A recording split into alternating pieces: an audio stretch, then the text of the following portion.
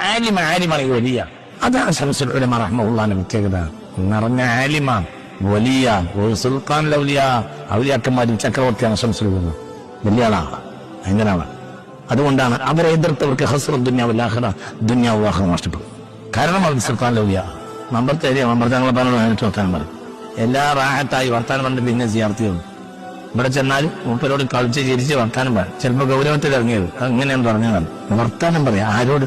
500, 600, 1000 കൊല്ലം മുമ്പ് മരിച്ചു വലിയല്ലേ, ഉറപ്പല്ലേ?